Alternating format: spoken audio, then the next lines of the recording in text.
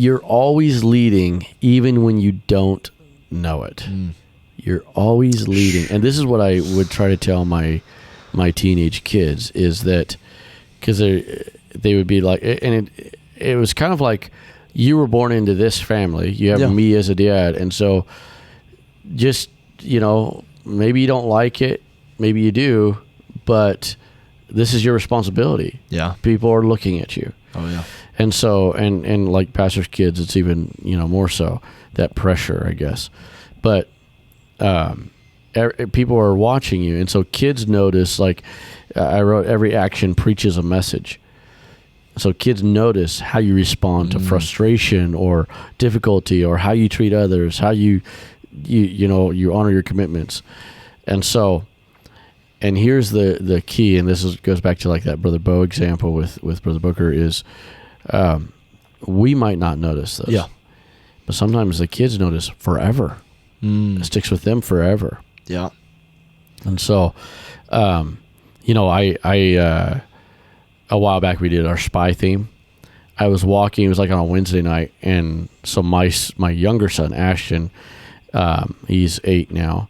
He was probably 7 back then, but he'll bring walkie-talkies to church, and him and his friends would be in their walkie-talkies. Yeah. So I was walking across to get something out of the middle building, and it was after church, and they're out playing stuff, and I hear one of these little boys, I don't even know which one it was, in the walkie-talkie, and he's like, "I'm over on the west side."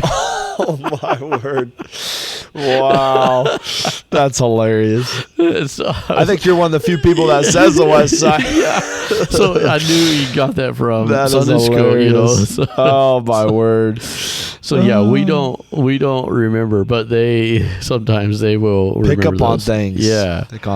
And little motions and little things. And so that goes, like, if you think about worship, and you can see it, like if you watch, like especially at a conference, sometimes you'll see these little kids and they're stretching their hands as high as they can, and they're worshiping, or they're crying in the altar.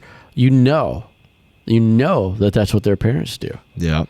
Because I mean, very rarely do kids do that on their own. I mean, there's exceptions, of course, but when you're at a conference and they're church kids, it's because mom and dad do that. They're following the example. So good. So good. Yeah, it's a big responsibility, knowing that what we can do, or what we do, can lead kids in a positive direction, but can also lead them in a negative direction. And so and the thing is like I put a note that eyes are everywhere. And so sometimes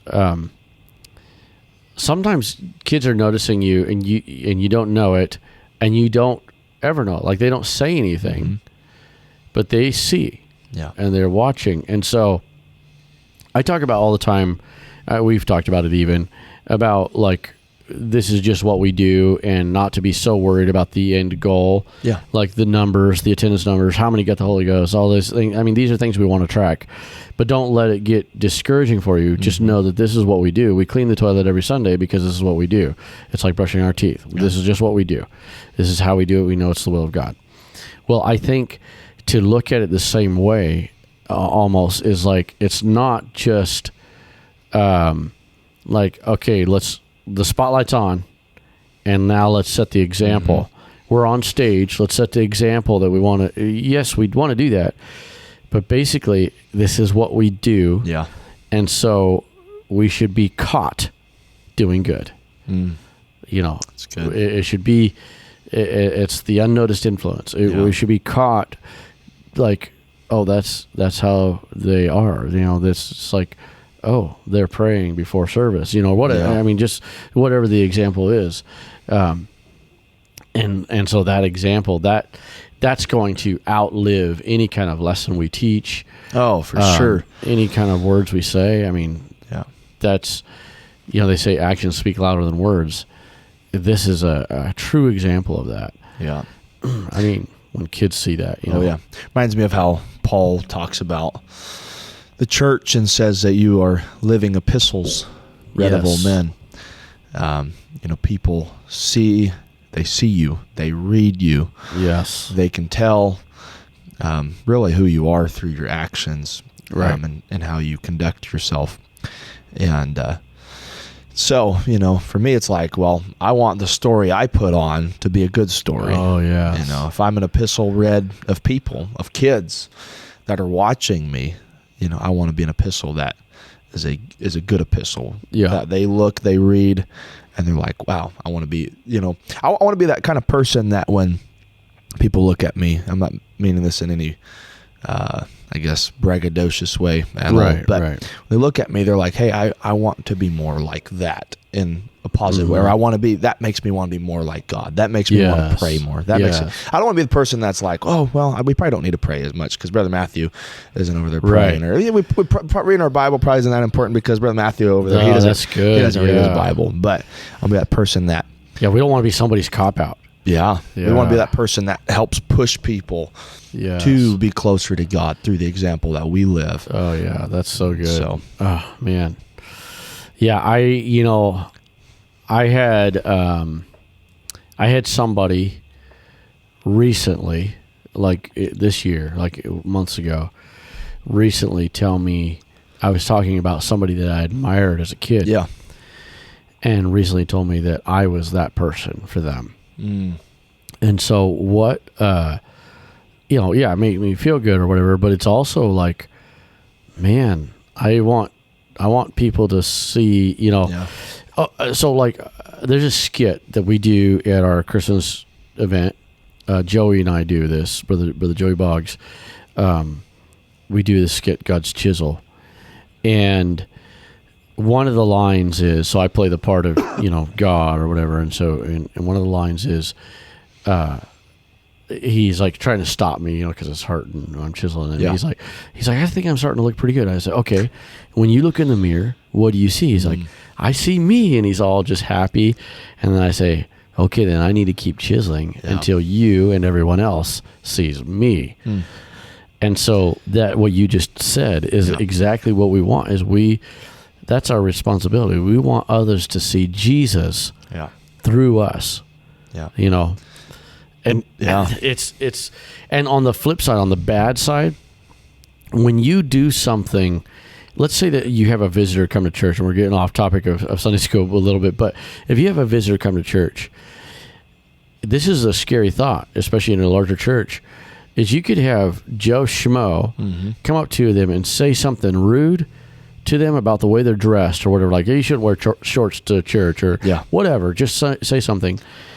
And then they can go away and say, I'm not going back to a Pentecostal church, because that's what Pentecostals are like. Oh, man.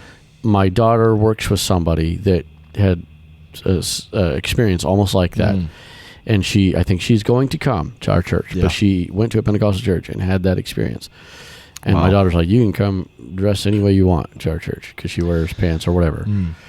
And so in that vein, it's like I have to remember that when they look at me, especially if you're in any kind of leadership at all, which we are when we're in a ministry, especially, like even more so, then what do they see when they look at me? Because they think, when they see what I do, that's what they think this church is all about.